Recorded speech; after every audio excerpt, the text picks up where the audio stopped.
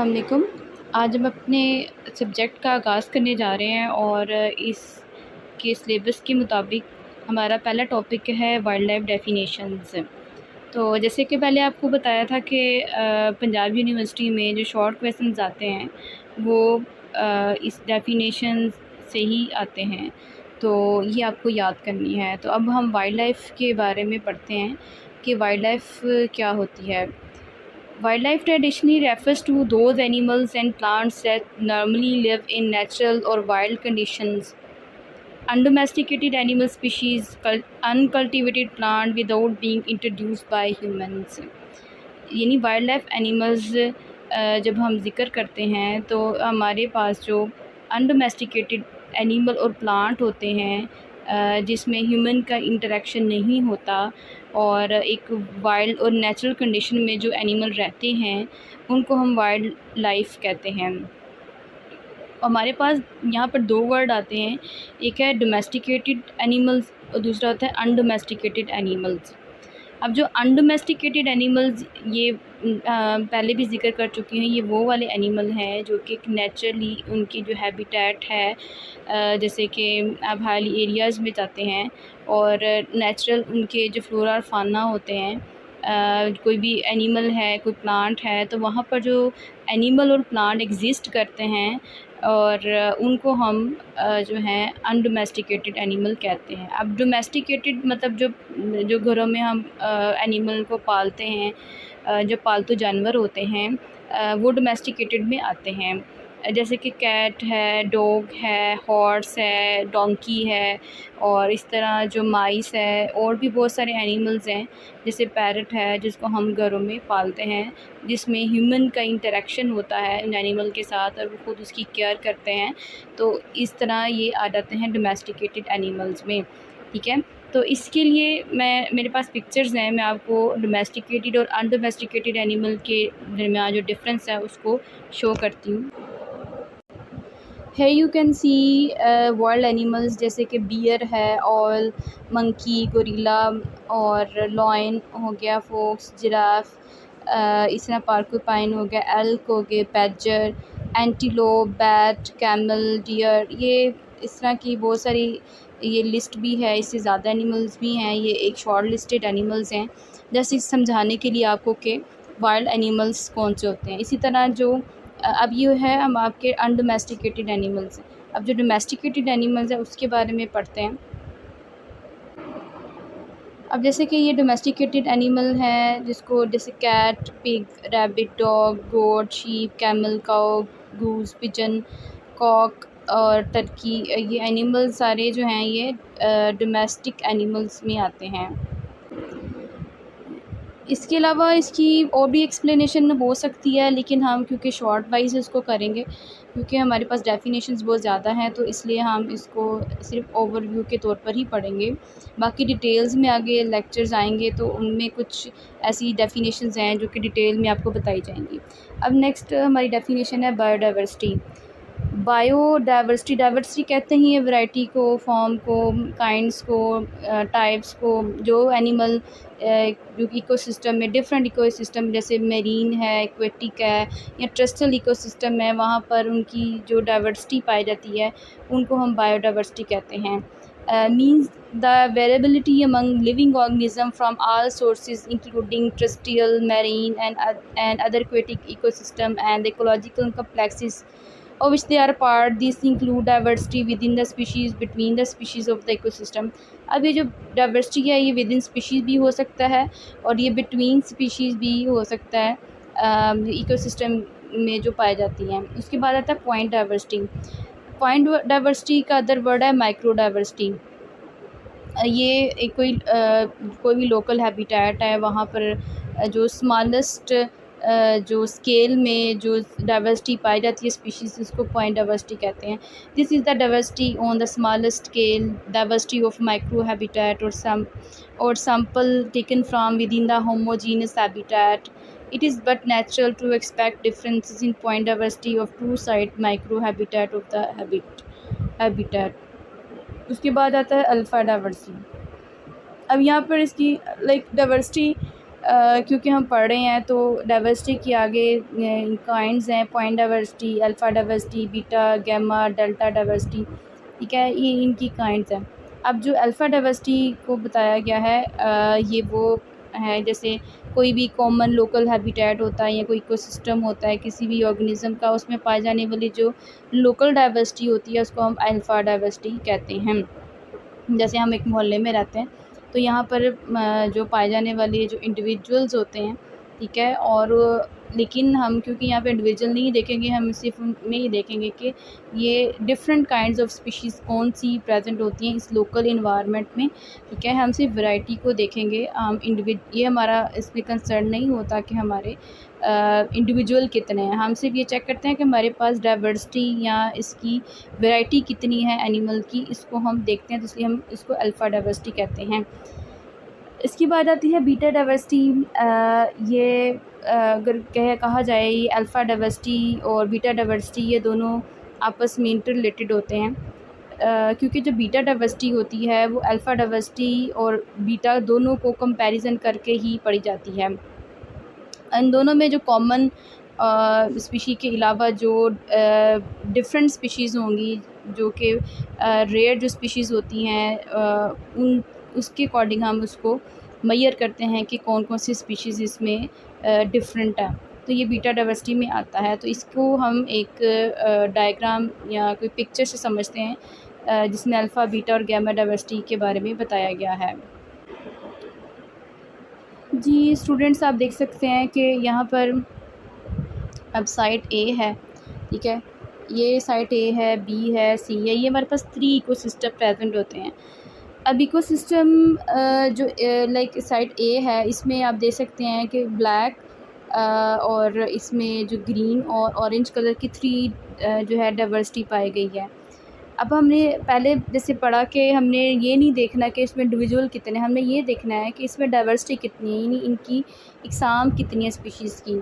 अब यहाँ पर हमारे पास 3 टाइप की हैं, जैसे एक पैरेट कलर की है, एक स्पीशी होगी जो काइंड है हमारे पास ब्लैक कलर में, एक हो गया ऑरेंज में। तो टोटल हमारे पास अल्फ़ा डाइवर्सिटी में 3 हो गई, तो ये 3 यहाँ पर आ गया। अब उसके बाद आ जाता है बीटा डाइवर्सिटी। अब बीटा डाइवर्सिटी को जैसे मैं पहले बता चुकी थी कि हम ए और बी का कंपैरिजन करके पढ़ेंगे कि इन दोनों के दरमियान कौन सी स्पीशीज़ रेयर होती हैं। अब जैसे कि यहाँ पर देखें,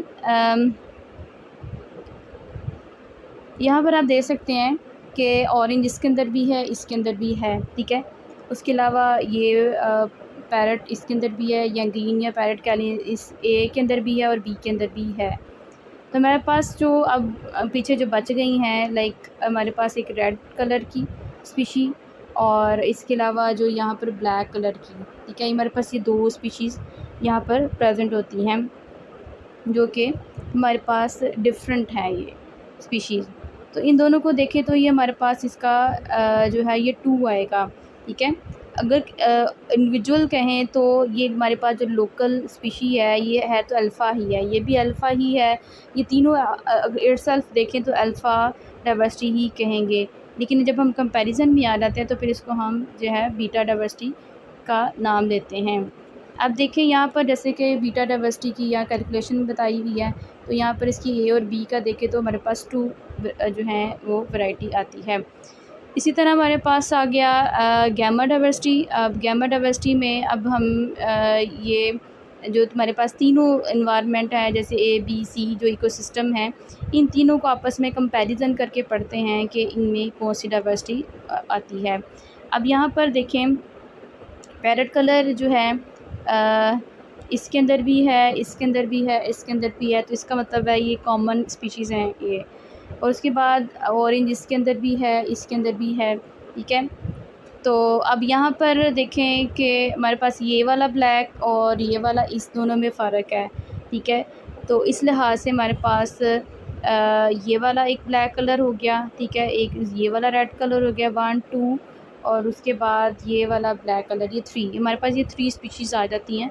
तो इस तरह ये जो हमारी की होगी गामा डाइवर्सिटी की, तो तीनों को कंपैरिजन करके हम इसको फिर जो है वो डिस्कस करते हैं। तो ये हमारी अल्फ़ा, बीटा और गामा डाइवर्सिटी के बारे में डिस्कशन है। Gamma diversity, it is defined as diversity of longer unit such as island or landscape. It is considered to be an overall diversity of a group of an area of alpha diversity. ठीक है ना, ये overall area जो हम पढ़ते हैं alpha diversity में, उसको भी कंपेयर करते हैं। Gamma diversity equal alpha diversity multiply by beta diversity, thus it is inclusive diversity of all the habitat types within an area region। ठीक है, ये पहले भी बता चुकी हूँ। डेल्टा डाइवर्सिटी ये सबसे जो है तीनों जो हमने इसकी काइंड्स पढ़ी उन सबसे डिफरेंट होती है, और ये किसको बताती है? It is defined as the change in species composition, abundance between areas of gamma diversity। It represent differentiation diversity over wide geographic area। अब जो हमारे पास तीनों इकोसिस्टम में जो एक वाइड जियोग्राफिक एरिया बन जाता है, उनमें जो किसी स्पीशी का कोई चेंज आता है, उसकी कंपोजिशन में कोई चेंज आ जाता है, इसकी डाइवर्सिटी में कोई चेंज आता है, ये उसको डिफ़ाइन करती है। उसके बाद आता है Bergmann's rule. Among form of particular species एक ऐसा रूल बनाया गया है जिसमें ये बताते हैं कि जो हायर एटीट्यूड या जो लोअर एटीट्यूड पे जो एनिमल प्रेजेंट होते हैं, उनका वेट कितना होना चाहिए, या बॉडी साइज़ या वेट को ये डिटर्मिन करता है। Body size tend to be larger in the cooler region of its range and smaller in the warmer region. जो एनिमल जो कि हायर एटीट्यूड पर प्रेजेंट होते हैं, ये कहता है ये रूल के मुताबिक कि उन जानवरों का जो वज़न है वो ज़्यादा होना चाहिए, और जो लोअर एटीट्यूड पर प्रेजेंट होते हैं या जो कि वार्मर रीजन पर प्रेजेंट होते हैं, उनका जो वज़न है वो कंपैरेटिवली कम होना चाहिए। तो इसके लिए भी मेरे पास एक पिक्चर है, उसको हम पढ़ते हैं। बर्गमैन्स रूल की डेफिनेशन जो हमारी नेट पर है वो क्या है? It state that the organism at higher latitude should be larger and thicker than those closer to the equator to better conserve heat. ठीक है ना, अब जो हायर लैटिट्यूड पर प्रेजेंट होते हैं, लैटिट्यूड या अल्टीट्यूड पर प्रेजेंट होते हैं, उनमें जानवरों का वज़न ज़्यादा होगा, तो ज़ाहिर बात है वो हीट को ज़्यादा कंजर्व कर सकेंगे। डेफिनेटली वो कोल्डर रीजन्स होते हैं, और जो इक्वेटर या वार्मर रीजन पर प्रेजेंट होते हैं जानवर, उनका क्योंकि वार्मर अगर हैं तो उनका स्मॉलर होगा जो वेट है, तो ज़ाहिर बात है फिर वो हीट को कंजर्व कम रखेंगे। अब यहाँ पर आप देख सकते हैं कि एक पिक्चर है, एक पेंगुइन है, और ये दिखाया गया है इसके बारे में। यहाँ पर इसका 0.5 ये मीटर हाइट है इसकी, और 2 kg इसका वेट है, और गैलापैगी पे ये प्रेजेंट है। और सेकंड हमारे पास इसका नेक्स्ट पर देखें 0.7 मीटर इसकी हाइट है, और 5 kg इसका डायमीटर है, और 5 kg सॉरी इसका वेट है, और ये अर्जेंटीना पे प्रेजेंट है। उसके कंपैरिजन में हमारे पास जो हाइट है 1.2 मीटर है, और 40 kg इसका वेट है। ये अंटार्कटिका पे प्रेजेंट होता है, तो अंटार्कटिका पे जो है प्रेजेंट है, तो ये इसकी डिस्क्रिप्शन बताई हुई है। तो देखें हाइट के एतबार से इसका जो है वेट भी वेरी कर रहा है। कार्निवोर का आपको पता है, ऐसे जानवर जो किसी दूसरे जानवर को खाते हैं, जैसे कि लॉइन हो गया, उसके बाद डॉग हो गया। Carrying capacity maximum number of individuals of A given species that can be supported by particular environment. ठीक है, कोई भी किसी भी स्पीशी का मैक्सिमम नंबर हो जो कि इस पर्टिकुलर इन्वायरमेंट उसको सपोर्ट कर रहा, उसको कैरिंग कैपेसिटी कहते हैं। इसके लिए भी हम पे पिक्चर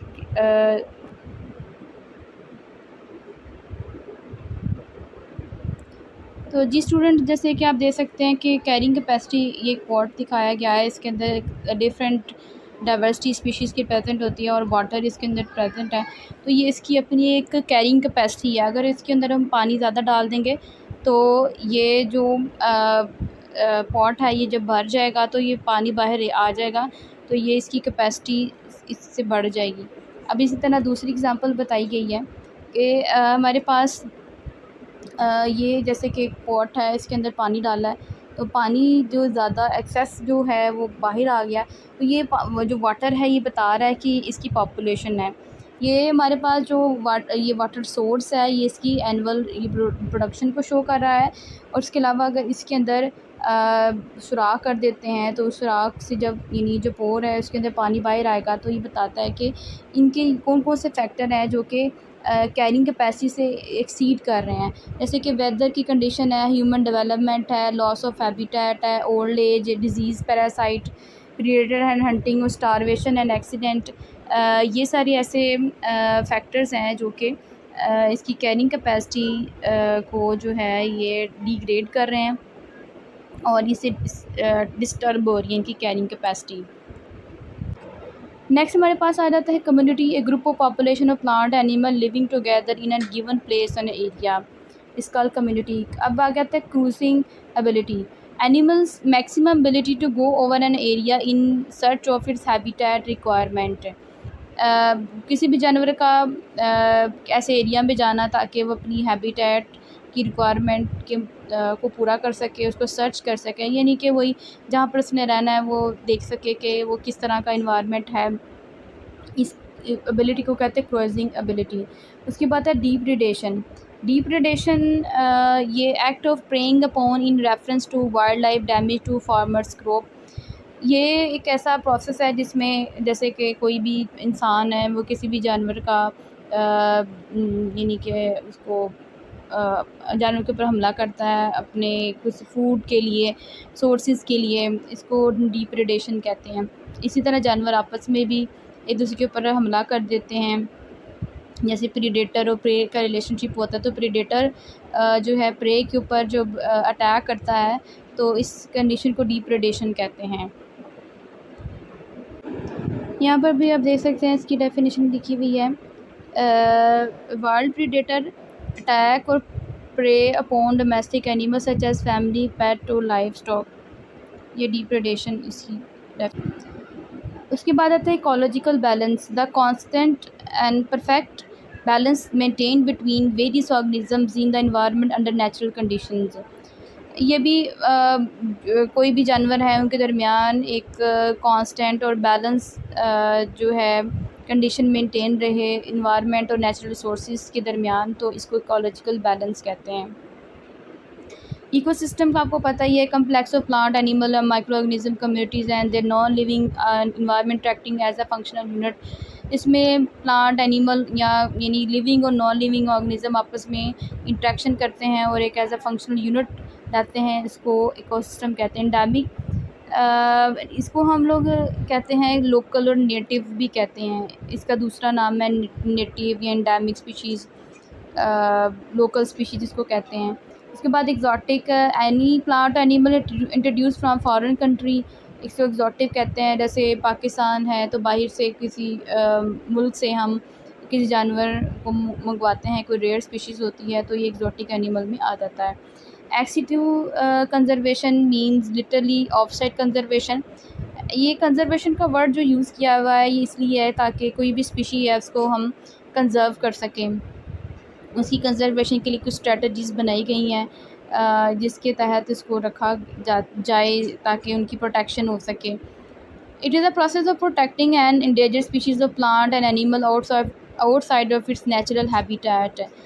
कोई भी जानवर है वो अपने नेचुरल हैबिटेट में रह रहा है, वहाँ पर उसको ख़तरा है, उसके अकॉर्डिंग इन्वायरमेंट ठीक नहीं है, लाइक टेम्परेचर ज़्यादा हो गया है, अगर वो कोई कोल्डर रीजन का एनिमल है, टेम्परेचर वहाँ पे ज़्यादा हो गया है तो वहाँ पर वो सर्वाइव नहीं कर सकता, या इसके अगेंस्ट भी कंडीशन हो सकती है। तो कोई भी कंडीशन अगर हो वहाँ पर कोई ड्रॉट की कंडीशन आ जाती है, या कोई भी एनिमल है उसकी ड्रॉट की कंडीशन आ जाती है, या कोई फ्लड आ जाता है, इस तरह की कोई भी प्रॉब्लम हो सके, तो फिर हम वहाँ से एनिमल को रिमूव करके ऐसी जगह पर हम उसको लोकेट करते हैं जहाँ पर कोई कंडीशन इसके लिए फेवरेबल हो। जैसे हम कोई ज़ू में रख देते हैं, कोई केज में रख देते हैं ताकि वहाँ पर उसकी प्रोटेक्शन हो सके, केयर हो सके। तो ये फिर ह्यूमन ही ये सारा काम करते हैं। एक्सटिंक्ट स्पीशीज़ एनिमल और plant not in existent today, ऐसी स्पीशी जो कि अब यहाँ पर एग्जिस्ट नहीं कर रही, बिल्कुल ख़त्म हो गई है, दुनिया से जा चुकी है, उनकी नस्लें ही बर्बाद हो गई हैं, ख़त्म हो गई हैं, इसको एक्सटिंक्ट स्पीशी कहते हैं। Feral species domestic animal plant which having escaped accidentally and now live wild under natural condition. कोई भी जानवर, कोई पौधा हो जो कि एक्सीडेंटली अपने नेचुरल इन्वायरमेंट से एस्केप कर जाए और फिर उसको फिर हम वाइल्ड कंडीशन में रहने के लिए रखा जाए या वो रह ले वहाँ पर, तो उसको हम फेराल स्पीशी कहते हैं। जैसे यहाँ पर घरों में कोई जानवर है या कोई परिंदा है, यहाँ से भागकर किसी ऐसे हाईली एरिया में चला जाता है, जैसे गिलगित बल्तिस्तान है या मरी है, स्वात है, कहीं भी चला जाता है, तो वहाँ पर फिर वो रहने लग जाता है, तो फिर नेचुरल कंडीशन में उसको हम फेराल स्पीशी कहते हैं। फेराल मतलब भागने वाला कोई भी परिंदा या जानवर है। Fledge act of leaving the nest और nest cavity after reaching a certain stage of maturity. वही बात है, कोई जैसे जानवर है, जैसे कोई परिंदा ही एग्जांपल ले लें, कोई बर्ड है, वो अपने नेस्टिंग बिहेवियर में होता है, तो उसके बाद फिर जब वो मेच्योर हो जाता है तो अपने नेस्ट को लीव कर देता है, तो इस कंडीशन को फ्लेज कहते हैं। इसके बाद game reserve, an area where hunting and shooting of wild animal is regulated under a special permit. Game reserve एक ऐसा एरिया होता है जिसमें हम कोई भी वाइल्ड एनिमल है, हम उसको हंटिंग और शूटिंग नहीं कर सके। अगर हम चाहते हैं कि हम कोई एनिमल को शूट कर सकें, तो हम फिर उसके लिए स्पेशल परमिशन लेते हैं। इसके लिए वाइल्ड लाइफ के कुछ डिपार्टमेंट्स होते हैं, उनसे फिर हमने इसका परमिट साइन करवाना होता है, उसके बगैर हम हंट नहीं कर सकते। Such a permit specify the number of animals में बी किल्ड और captured, area which it can be done और टाइम पीरियड फॉर हंटिंग। हम एरिया भी खुद बताते हैं और कितना टाइम पीरियड हो हंटिंग के लिए। ऐसा नहीं कि हमने सिर्फ साइन करवा लिया, अपन मर्ज़ी से जो से मर्ज़ी जानवरों को मार दें, ऐसा नहीं होता। वो भी सिर्फ जब परमिशन ही उसी सूरत में दी जाती है कि जब हमें पता हो कि ये वाला एनिमल इसको हंट किया जा सकता है, जो वो कौन से एनिमल जिनको हंट किया जा सकता है, जिनकी हम रिप्रोडक्शन भी इजीली करवा सकें या इजीली अवेलेबल हो, तो उस सिलसिले में फिर उनकी जो है इस डाइवर्सिटी भी काफ़ी ज़्यादा पाई जाती हो, तो उस कंडीशन में कोई एनिमल एक ही हो या 4 हों, 6 हों, तो हम उसको परमिट नहीं कर सकते। अगर कोई विदाउट परमिशन इसको मार देता है, तो फिर इस तरह फिर उसको सज़ा होती है। हैबिटेट, वही किसी भी जानवर का नेचुरली वहाँ पर कोई पॉपुलेशन में रहना, उसका वो हैबिटेट होता है। कोई नेचुरल होम हो गया किसी स्पीशी का। उसके बाद हर्बीवोर आ गया, ये कोई जानवर जो कि ग्रास खाते हैं, उसको हर्बीवोर कहते हैं। Home range, the area in which animal generally travel and gather its food. जैसे हम अपने घर से बाहर निकल कर रोज़ी कमाने के लिए निकलते हैं और वहाँ पर हम ट्रैवल भी करते हैं और अपनी फूड भी इकट्ठी करते हैं, तो जानवरों का भी इसी तरह हिसाब होता है कि जब वो अपनी होम से, यानी उसकी होम जो भी हैबिटेट है जब जिसमें वो रह रहे होते हैं, जब वो बाहर निकलते हैं वहाँ पर फिर वो अपने शिकार की तलाश करते हैं, तो उसका वो होम रेंज हो जाता है। होम्योथर्मी, regulation of body temperature by physiological means birds and mammals. किसी भी जानवर का अपनी बॉडी टेम्परेचर को मेंटेन करना या रेगुलेट करना, इसको होम्योथर्मी कहते हैं। उसके बाद इन सीटू कंजर्वेशन, एक पहले हमने पढ़ा था एक्स सीटू कंजर्वेशन, अब है इन सीटू कंजर्वेशन। ये ऑन साइट अब जो इन सीटू कंजर्वेशन है ये इसको कहते हैं on site conservation. Conservation of genetic resources in natural population of plant और एनिमल स्पीशीज़। इसमें कोई भी जानवर है, कोई प्लांट है, उसकी जीन्स को हम स्टोर कर लेते हैं या उसको ग्रो करवाते हैं उसके नेचुरल रिसोर्सेज में। इसके लिए हम जीन बैंक भी बनाते हैं और या कोई एरिया डिफ़ाइन कर देते हैं जिसमें हम उस स्पेसिफ़िक स्पीशी को ग्रो करवाते हैं, जिससे उसकी जो जीन्स हैं वो कंज़र्व हो जाती हैं नेचुरल एनवायरनमेंट में। इसी तरह उसकी प्रोटेक्शन भी हो जाती है। ये वो उन एनिमल के लिए किया जाता है जो इंडेंजर्ड होते हैं, तो उसकी प्रोटेक्शन के लिए ये सारा प्रोसेस होता है। उसके लिए फिर हम क्लीनिंग भी करते हैं, उसकी फिर ख़ास जो है उसका ख्याल रखा जाता है प्रीडेटर से। नेशनल पार्क क्या होता है कि कैसा एरिया, खूबसूरत एरिया होता है जहाँ पर जानवर एक नेचुरल वाइल्ड कंडीशन में रहते हैं और ये एक प्रोटेक्टेड एरिया होता है, ठीक है ना। तो इस तरह का नेशनल पार्क है। तो इस तरह बहुत सारे नेशनल पार्क है, जैसे दिसाई नेशनल पार्क है, यूबिया नेशनल पार्क है, कीर्तन नेशनल पार्क है। ये हम नेशनल पार्क के बारे में भी पढ़ेंगे, इसकी डिटेल्स भी काफ़ी ज़्यादा दी हुई है। तो an area outstanding scenic natural interest where flora and fauna are protected and preserved in their natural state. These parks are open to public for recreation, research and education. First national park was established in Yellowstone, Montana, USA in 1872. ये इस park का मकसद यही है कि वहाँ पर जो जानवर तो पाए जाते हैं लेकिन उनकी प्रोटेक्शन भी हो। इसके अलावा जो हम जैसे विज़िटर्स होते हैं वो जब जाएँ तो वहाँ पर कुछ लर्न भी कर सकें कि एजुकेशन पर्पस, रिसर्च पर्पस के लिहाज से भी ये बेनिफिट होते हैं। ओमनीवोर जानवर जो कि वो वाले जानवर जो कि प्लांट और एनिमल टिश्यू को खाते हैं, जैसे कि बियर हो गया, pig, rat and human. Philopatry किसको कहते हैं? Animal homing to the same nesting area and after the same nest site. कोई annual homing to same nesting area, कोई भी जानवर है जब अपने घर से बाहर निकलता है, जैसे माइग्रेटरी बर्ड्स होते हैं, वहाँ पर टेम्परेचर चेंज हो गया, जिस जगह वो रह रहे होते हैं वो फिर ऐसे इलाकों में मूव कर जाते हैं जहाँ पे उनके लिए कंडीशन फेवरेबल होती हैं रहने के लिए।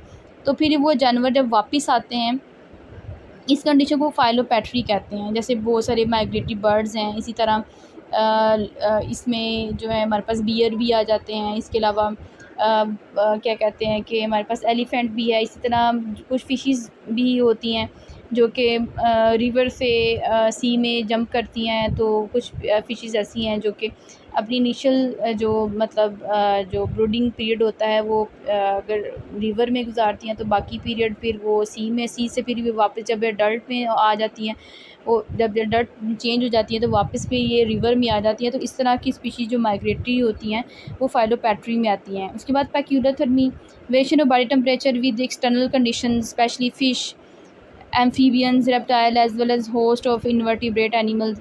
ऐसे जानवर जिनका बॉडी टेम्परेचर वेरी करता रहता है इन्वायरमेंट के साथ, जैसे कोई इन्वायरमेंट चेंज हो गया साथ इनका बॉडी टेम्परेचर भी चेंज हो जाता है, और इस तरह इसको पेक्यूलोथर्म कहते हैं। Population dynamics, it refers to the variation in population size, also in sex, age, composition, reproduction, mortality rate, qualities of animals in population. It is the study of how this variation result from interaction among animals and between animals of the environment. Population dynamics में हम एक graph बनाते हैं जिसमें जो कुछ जानवर का हम देखते हैं उसका पॉपुलेशन का साइज़ कितना हो गया है, उसकी सेक्स की एज कितनी होगी है, उसकी कंपोजिशन क्या है, मोर्टेलिटी रेट क्या है, मतलब ईच एंड एवरीथिंग उस एनिमल का आपस में कंपैरिजन करके इन्वायरमेंट के साथ, तो फिर हम उसको पॉपुलेशन डायनामिक्स में लिखते हैं। पॉपुलेशन क्या है? Group of individual of single species living together in a single area. Predator, a free living animal that actually catches, kill और devours individual of other species. कोई जानवर जो कि किसी जानवर को पकड़ता है और अपने शिकार के लिए, उसको प्रीडेटर कहते हैं। Prey, animal that is killed और eaten by another. Protected area defined by IUCN is an area of land और सी। अब ये प्रोटेक्टेड एरिया कौन से, जैसे अभी हमने ऊपर पढ़ा था गेम रिजर्व, ये भी प्रोटेक्टेड एरिया। प्रोटेक्टेड एरिया एक IUCN जिसको international union of conservation natural sources कहते हैं, कंजर्वेशन ऑफ नेचर और नेचुरल सोर्सेज जिसका कहते हैं, कि इसने एक जो है एरिया डिफ़ाइन कर दिया है कि ये प्रोटेक्टेड एरिया है, और उसमें इन्होंने बताया हुआ है कि इस एरिया में जानवर की जो बायोलॉजिकल डाइवर्सिटी है उसको भी मेंटेन करना है, और उसके बाद इसकी नेचुरल और इसके कल्चरल रिसोर्सेज हैं उनको भी हमने सेव करना है, एंड उसके बाद एंड मैनेज थ्रू लीगल और अदर इफेक्टिव मेजर। किसी भी हम लीगल और इफेक्टिव मेजर से हम उस एरिया में उस जानवर को हम प्रोटेक्ट करते हैं। इस प्रोटेक्टेड एरिया का ये मकसद होता है।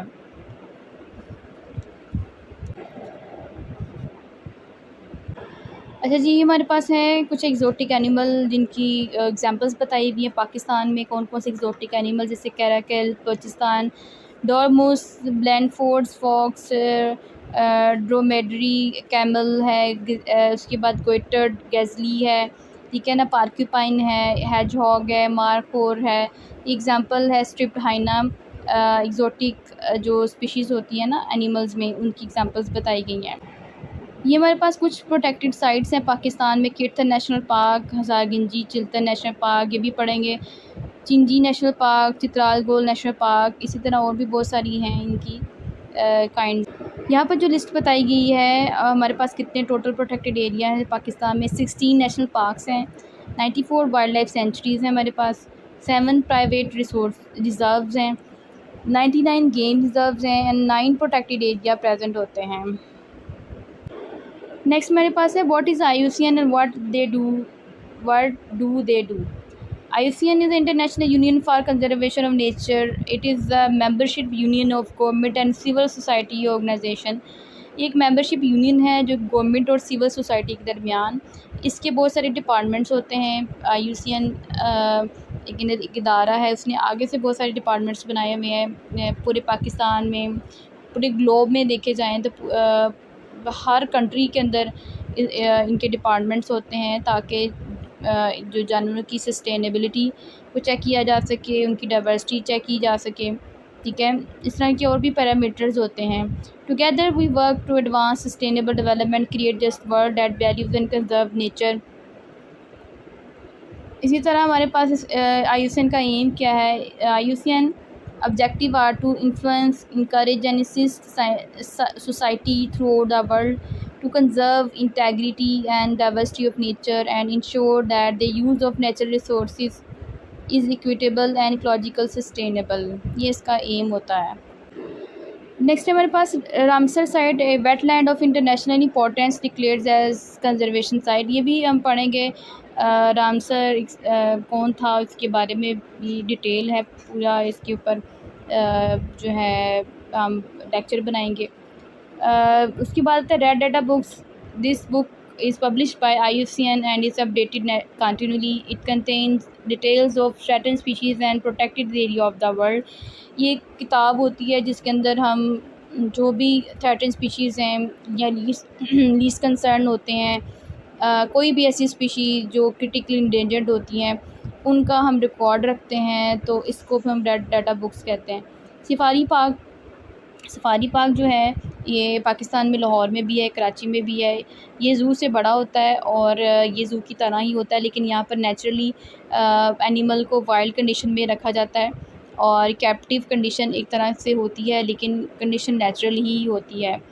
Safaris are specialized zoo where the captive animal are housed in any large naturalistic enclosures and visitors are allowed to enter enclosure to view the animals in a mechanized vehicle or predetermined route for close quarters।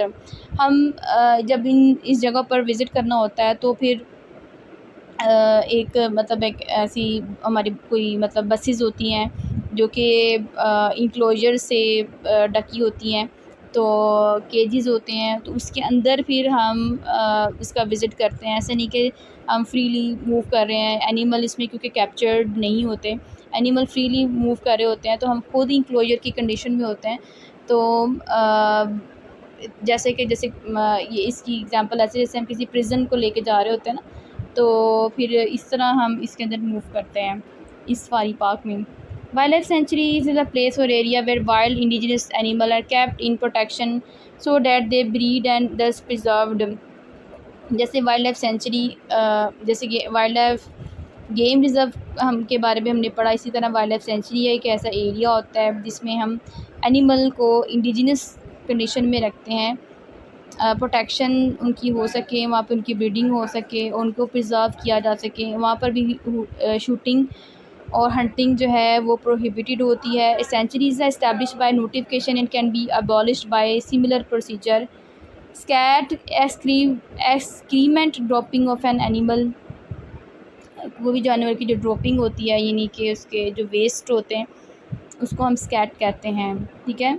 उसके बाद आता है sustainable use. It mean that use of components of biological diversity in a way that a rate does not lead to the long-term decline of biological diversity, where thereby maintaining potential to meet a need and aspiration to of the present and future generation। Sustainable use कोई भी biodiversity है उसमें हम ये check करते हैं कि उसका कितना रेट है और कितने इसमें बायोडाइवर्सिटी डिक्लाइन हो गई है, यानी उसकी सस्टेनेबिलिटी चेक करने के लिए ये सारे हम ये पैरामीटर यूज़ करते हैं। Territory an area occupied an animal or group of animal and defended against the member of the same species। देखो एक एरिया होता है जो कि किसी भी एनिमल या ग्रुप ऑफ एनिमल ने ऑक्यूपाई किया होता है, और ये किस लिए होता है, ताकि वो अपनी टेरिटरी यानी वो अपने एरिया को डिफेंड कर सकें कोई भी प्रीडेटर से। तो इस तरह जैसे कोई फ़िश के बारे में आपने पढ़ा हुआ है कि जब वो एग ले करती हैं या जब वो उसके मतलब उसमें से जब उसके लार्वे बनते हैं, तो वो एक मेल स्पीशी होती है जो उसी एरिया के गिर्द घूमती रहती है, ताकि बाहर से आने वाला कोई भी प्रीडेटर है उसके ऊपर अटैक ना कर सके और फिर अवेयर हो जाए। तो इस तरह के फिर ये टेरिटरी बनाते हैं। जिस तरह हमारे घर की जो वॉल्स होती हैं, तो वो भी एक तरह की टेरिटरी में ही आती हैं, ताकि हम हमारी जो है वो प्रोटेक्शन हो सके। जैसे हमारी आर्मी है, वो भी एक तरह से हमारी टेरिटरी में ही आती हैं। नेक्स्ट जो लेक्चर है वो फिर हम नेक्स्ट जो बाकी का है वो पढ़ेंगे। आज के लिए इतना ही काफ़ी है। ओके स्टूडेंट्स, अल्लाह हाफ़िज़।